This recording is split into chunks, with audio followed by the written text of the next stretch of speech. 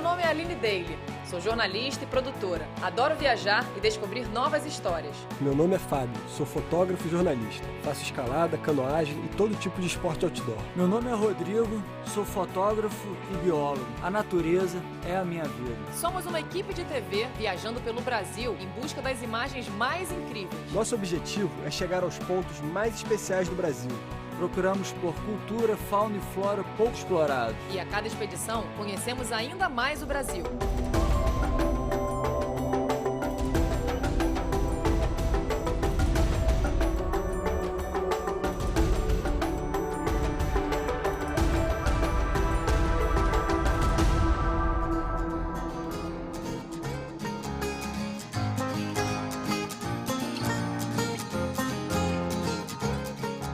Expedições, vamos mostrar os vestígios do homem pré-histórico, que ainda se encontram depositados em praias, dunas e margens de lagoas da costa sudeste do Brasil. Vamos conhecer sítios arqueológicos chamados sambaquis, em Arraial do Cabo, Cabo Frio e Rio das Ostras.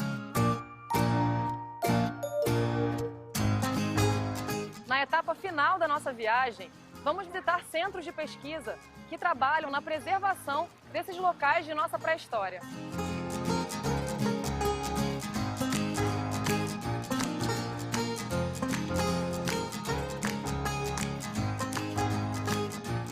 Sambaquis são grandes montes de conchas e ossos, deixados ao longo de todo o litoral por populações que viveram aqui há mais de 2.000 anos atrás. Conceituaram o sambaqui como um sítio específico em que há consumo de conchas, de moluscos, gastrópodes, mas também consumo de outras fontes de alimentação, como vegetais, caça, coleta, e que teriam sido, então, construídos propositalmente e não simples resultado da habitação naquele ponto.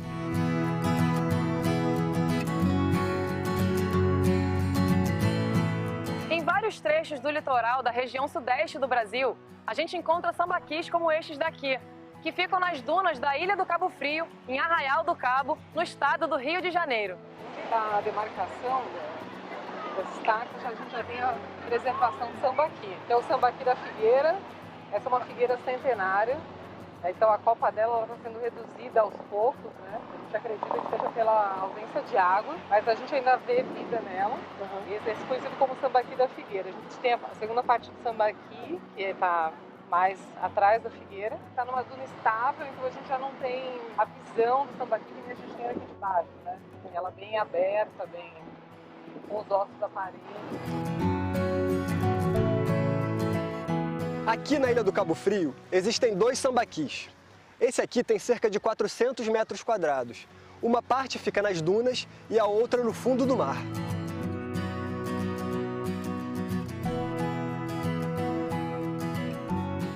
Esses sítios foram datados como tendo entre 1.200 e 2.700 anos.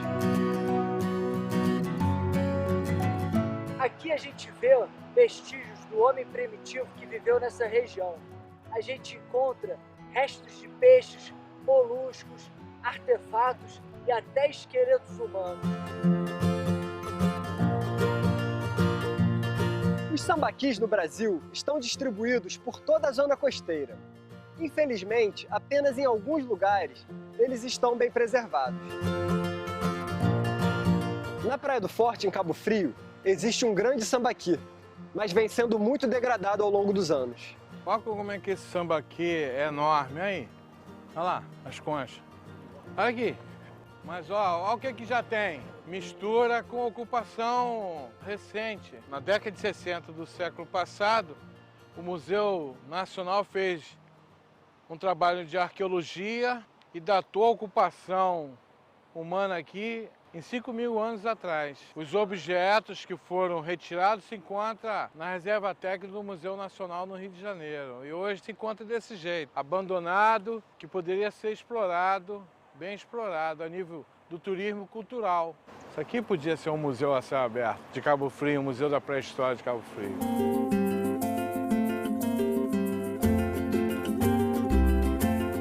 Estamos aqui em Rio das Ostras, onde foram encontrados sambaquis com uma grande quantidade de vestígios do homem pré-histórico.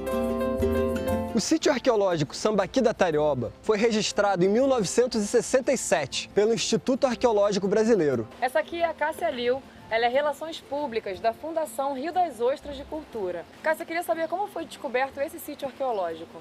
A gente recebeu essa casa, essa propriedade, para ser o primeiro local cultural de Rio das Ostras. Nisso, um vizinho nos trouxe uma pedra e entregou para a presidente da fundação da época, e ela achou que aquilo era um artefato pré-histórico e foi em busca de museu no Rio, para ver se ela encontrava alguma coisa parecida. E ela encontrou, lógico, era uma lâmina de machado. E ela falou, caramba, isso é um artefato. Se tem isso aqui, com certeza o quintal, essa área toda está cheia. Aí ela foi pesquisando, procurando informação, até chegar ao Instituto de Arqueologia Brasileira. Quando chegou lá, o Ondemar Dias, que vinha fazendo levantamento de sítios arqueológicos, então aí se descobriu através dele, não, lá existe um sítio arqueológico registrado em 1967. Decidiu-se por fazer um museu, nos moldes diferentes, um museu de sítio. Museu de sítio. É quando eu trabalho num sítio arqueológico, sabendo que o que eu encontrar, vou tirar algumas coisas, mas vou deixar preservado determinados elementos para que a pessoa entenda. Então você, cavando com esse objetivo, vai perder dados arqueológicos, aprofundando tudo até embaixo, para manter as diferenças, pequenas diferenças locais, mas vai garantir essa amostragem, diversos níveis das camadas ocupacionais, a história como ocorreu e os corpos que estão lá. E a gente fez o projeto e transformou o sítio arqueológico no único museu de sítio arqueológico do Brasil, até então. Cássia, então vamos lá dentro para a gente conhecer o museu? Vamos, com certeza.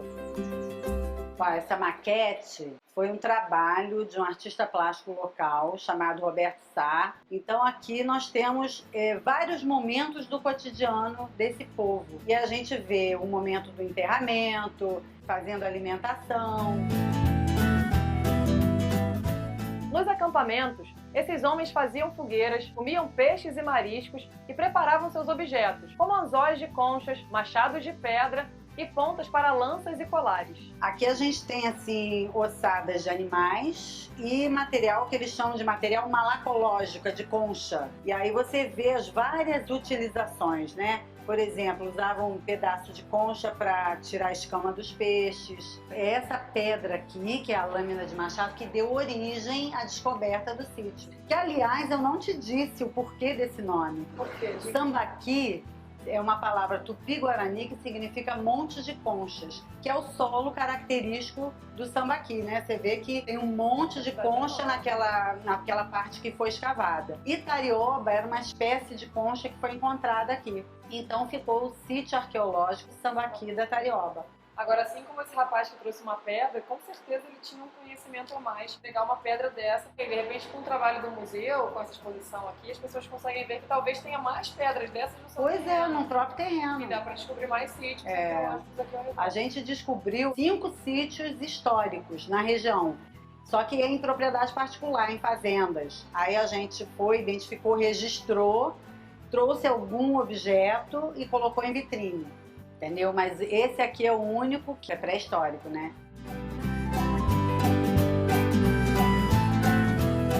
A gente não tinha em um livro didático como deveria ser o homem do Sambaqui. Então decidiu-se fazer uma reconstituição em cima desse crânio. Então a gente fez uma réplica desse crânio. A artista plástica chamada Clara Artaud, que é uma artista de mão cheia, e ela fez manualmente. Não usou o benefício que hoje tem de programas de computador, né?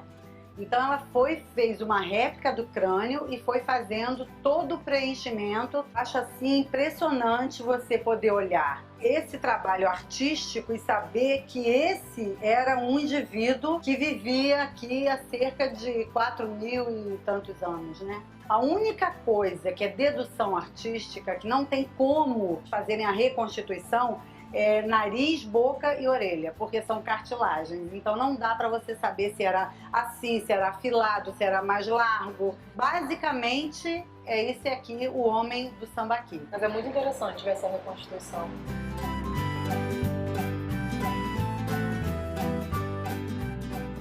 Acredita-se que esse Sambaqui também era usado como um local para rituais e como um monumento de identificação do grupo que habitava essa região.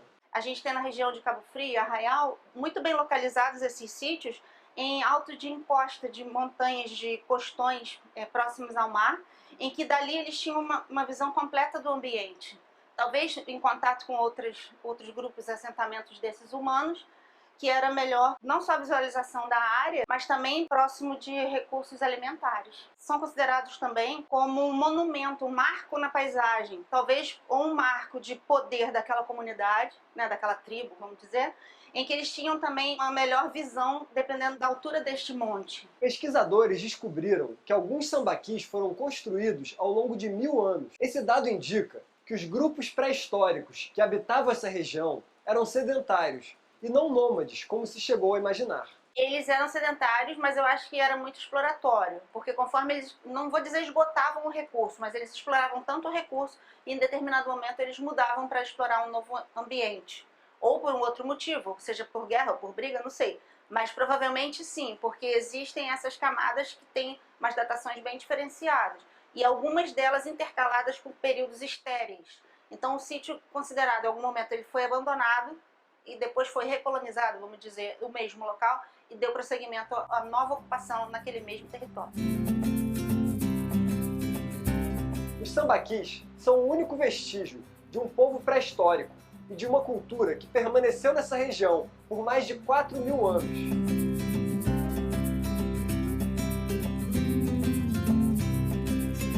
É um registro único de um período holocênico da região costeira em todo o mundo, né? Porque a gente não tem sambaqui só aqui no Brasil, a gente tem no mundo todo. Não existe um lugar em que você tenha arrumado aquele período de 10.000 anos. Porque nesse sítio ele contém uma informação, um baú de informações da região do entorno dele, porque o que está aqui dentro foi coletado em volta. Nesse caso, em 4.000 anos atrás, mais ou menos. Mas tem outros sítios em que a gente tem coleta de 7.000 anos atrás. Então a gente não tem outro lugar que não seja nos sítios arqueológicos desse tipo sambaqui, em que a gente vai buscar uma informação em um único local. Todos os sambaquis são protegidos por lei federal e tombados pelo Instituto do Patrimônio Histórico e Artístico Nacional, o IPHAN, como fonte de conhecimento da cultura do homem pré-histórico brasileiro. Se a gente não tiver uma referência de como era o ambiente do passado, para a gente entender como é o ambiente do presente, se houve alguma alteração ou não, e tentar preservar para o futuro, se a gente não tem a base, como é que a gente vai saber projetar alguma coisa para o futuro? Então é fundamental a importância a preservação dos sítios arqueológicos deste tipo, porque nele está contido um número de informações em que a gente não vai encontrar organizadamente em nenhum outro lugar. Tem gente que diz que o lixo da nossa casa fala muito sobre nós. Os sambaquis são como montanhas de restos de alimentos e artefatos do homem pré-histórico, acumulados em um local.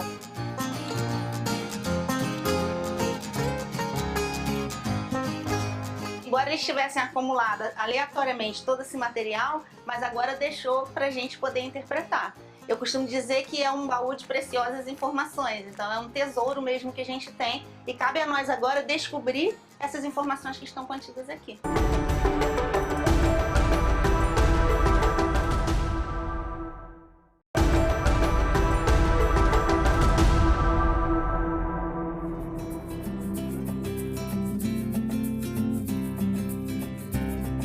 Nessa etapa da viagem, nós vamos até Niterói, na Universidade Federal Fluminense, Laboratório de Física, para entender um pouco mais sobre o processo de datação dos sambaquis.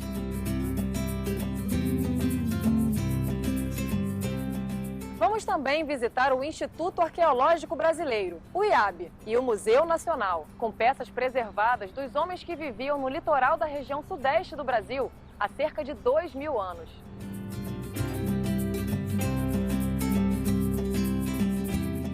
A Universidade Federal Fluminense é o único lugar da América Latina com equipamentos próprios para a datação de peças arqueológicas como as encontradas nos sambaquis.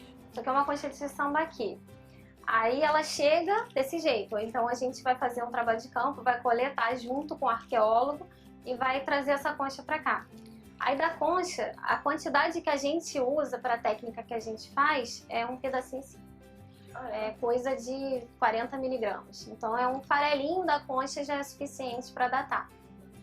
Aí, o tratamento que a gente faz com a concha é com o objetivo de tirar o carbono que era parte desse organismo, do molusco, quando ele estava vivo. Ele trocava carbono com o meio ambiente e a gente tira aquele pedacinho com o objetivo de medir quanto que sobrou de carbono 14 nele. O carbono 14 nada mais é do que um carbono mais pesado, né? Então ele é igual ao carbono 12, que é o mais abundante, só que ele tem uma massa maior porque ele tem nêutrons a mais. Então o que vai acontecer que vai permitir a gente fazer uma datação? É o fato do carbono 14 ser um nuclídeo radioativo. Ele decai, ele emite radiação e se transforma em outra coisa. Quando ele faz isso com uma probabilidade fixa. Eu não sei quando um átomo de carbono 14 vai decair, mas eu sei que num conjunto ele tem uma dada probabilidade de decair num dado intervalo de tempo. Então existe essa quantidade que a gente chama de meia-vida, que é o tempo que leva para uma quantidade de carbono 14 ou de qualquer elemento radioativo chegar à metade. A meia-vida do carbono 14 é 5.730 anos. Então, se eu estou sabendo quanto tem de carbono 14 inicialmente e eu meço quanto que sobrou, eu calculo quanto tempo passou.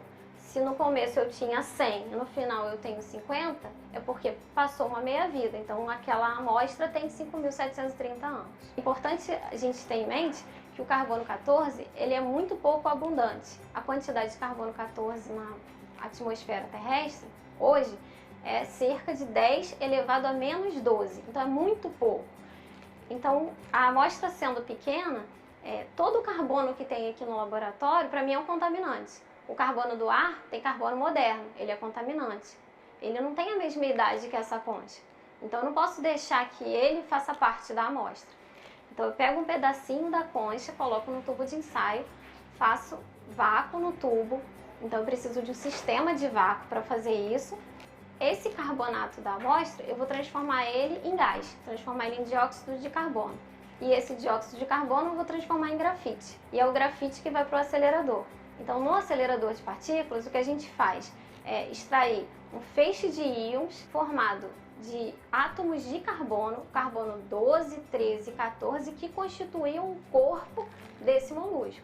Então, se for uma pessoa e eu estiver medindo o osso daquela pessoa, é o osso da pessoa, os átomos de carbono daquela pessoa que estavam lá enquanto ela estava viva, são aqueles que eu quero medir no acelerador, que vão me dizer a idade. Os sambaquis são como documentos que permitem recuperar informações sobre o homem e o meio ambiente de milênios atrás. O que se trata num sítio arqueológico não precisa necessariamente ser do ponto de vista arqueológico. Então, a Rosa, por exemplo, que estuda a biodiversidade, o sítio é só uma ferramenta, é como se fosse uma foto do passado. Ele tem um registro do tipo de concha que tinha ali naquela época. Então eu posso dizer, olha, isso foi há 4.000 anos. E a Rosa vai dizer quantos moluscos diferentes tinham aqui e que de repente não tem. Na nossa pesquisa, a gente não encontra nenhuma concha no registro arqueológico que seja daquela espécie de mexilhão que a gente come aqui, que é o mexilhão perna-perna. E esse mexilhão é comum hoje em dia. Nesses sítios arqueológicos a gente não encontra. E a gente conseguiu perceber que os registros dessa espécie no Brasil estão relacionados com os navios negreiros. Os cascos eram de madeira, naquela época ainda, e eles eram raspados na região do Rio de Janeiro. Então, conforme raspava o casco, essas espécies caíam e iam se fixando. Esse é um caso de bioinvasão. Então, muitas das coisas que a gente faz, no mesmo trabalho, no mesmo sítio, podem servir para diversas áreas. São respostas, não só que pessoas diferentes trabalham para compor a resposta, mas o resultado da resposta serve para diversas áreas.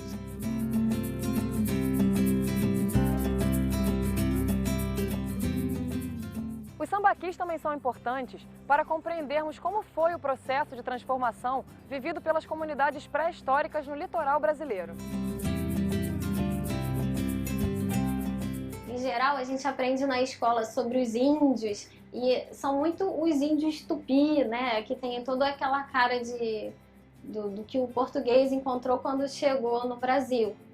O sambaqueiro não existia mais quando o português chegou, então eles já estavam extintos.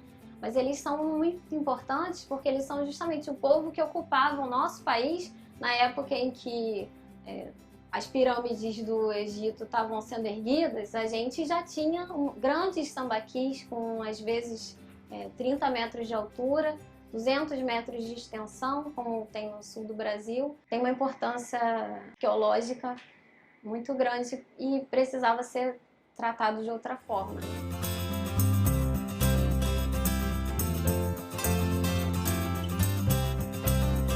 A gente veio até o Instituto de Arqueologia Brasileira, que fica no município de Belford Roxo, no Rio de Janeiro, conversar com o arqueólogo Ondemar Dias.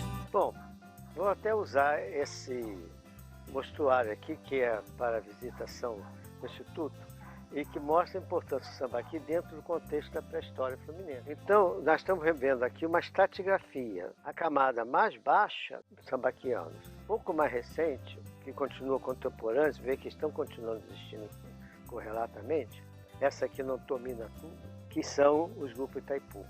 Eles desenvolveram localmente ou receberam de fora a cerâmica e algum tipo de alimentação que eles não produziam. O amendoim, o milho, eles foram trazidos por esses povos que são ceramistas e que viveram aqui até a época da conquista, estão representados pelo grupo Goitacá, por exemplo. Os Goitacá são os últimos que estão vinculados a essa tradição una. Esse grupo estava dominando aqui, os Itaipu acabaram, quando chega uma outra onda migratória, representada pela mais recente, que é a Tupi-Guarani. Quando a gente trabalha na arqueologia, a gente começa por aqui, pelo mais recente. Aqui nós não representamos a chegada do português, aqui é a sua pré-história. Uma outra camada seria a nossa já, a histórica, já brasileira, e depois colonial, e depois atual. Isso é estratigrafia. A importância do sambaqui é que é o pioneiro. Nós ainda não conhecemos com segurança gente anterior a eles. Deve ter existido, há provas, indícios de povos caçadores, mas nós não temos ainda no Rio de Janeiro uma configuração clara desses povos. Sabemos que existiram, mas ainda está esperando o arqueólogo localizar.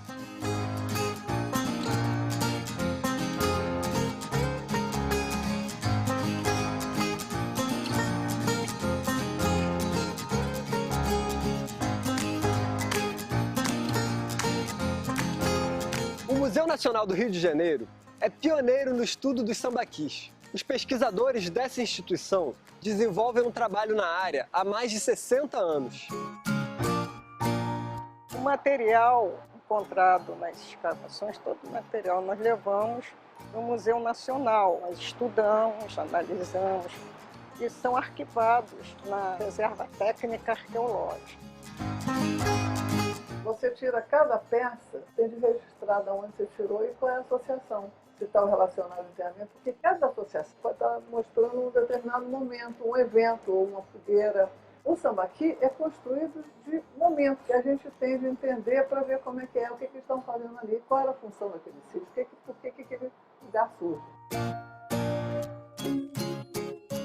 Além das conchas dos moluscos, equipamentos primitivos de pesca, ossos de animais e esqueletos humanos, é possível também encontrar objetos de arte num sambaqui.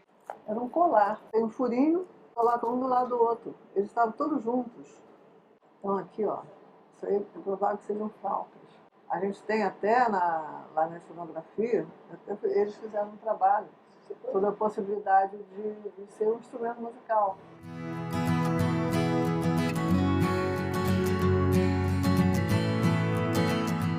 Através dos sambaquis, podemos saber como esses homens viviam, que técnicas dominavam e também conhecer sobre a fauna e a flora daquele tempo.